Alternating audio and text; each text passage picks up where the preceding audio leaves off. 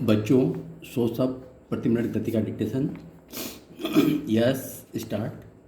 8वीं पंचवर्षीय योजना मौजूदा स्थिति में राष्ट्र के सम्मुख उत्पन्न चुनौतियों से निपटेगी। अभी हमें समाज के उपभोग की आवश्यकताओं को पूरा करने के लक्ष्य तक पहुंचने के लिए काफ़ी फासला तय करना है। गरीबी तथा अभाव यद्यपि कम हो गए हैं, फिर भी हालात चिंताजनक हैं। निरक्षरता खासतौर पर महिलाओं में वैसे ही ज़्यादा है। बाल मृत्यु की ऊंची दर तथा बेरोजगारी चिंता का कारण बनी हुई है। राजकोष और बजट के बढ़ते घाटे, भुगतान संतुलन की शोचनीय स्थिति, मुद्रास्फीति अर्थव्यवस्था को अंतर्राष्ट्रीय स्तर पर स्पर्धा के लायक बनाने की चुनौतियों पर हमें तत्काल ध्यान देना होगा।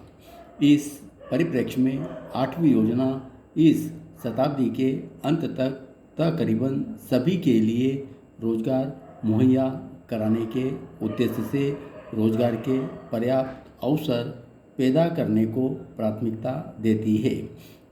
इस लक्ष्य तक पहुंचने के लिए मजदूरी पर दिया जाने वाला रोजगार एक प्रमुख माध्यम होगा।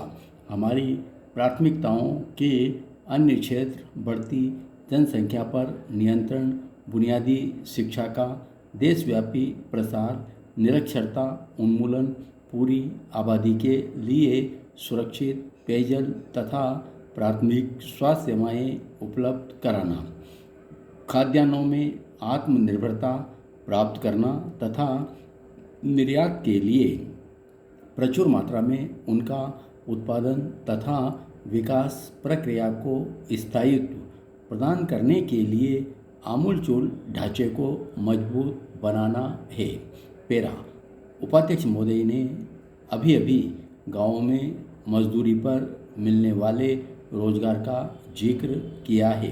स्वाभाविक ही है कि जहां तक गांवों का प्रश्न है, यह हमारी प्राथमिकता होगी, परंतु यहाँ मैं यह स्पष्ट कर देना चाहूँगा कि यह एक अस्थायी उपाय होगा। प्राथमिक शिक्षा के देशव्यापी प्रसार तथा ग्रामीण इलाकों में हाई स्कूलों की बढ़ती जनसंख्या की पृष्ठभूमि में मजदूरी पर दिए जाने वाले रोजगार पर एक हद से आगे निर्भर नहीं रहा जा सकता।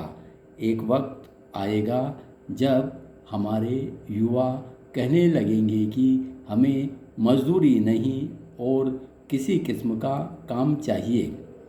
मैं आज की मजदूरी के जरिए जीवन यापन करने वाली पीढ़ी का जिक्र नहीं कर रहा हूँ।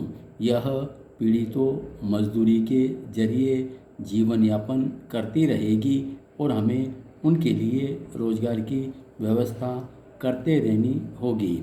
उसके लिए भी आपको तैयार रहना है।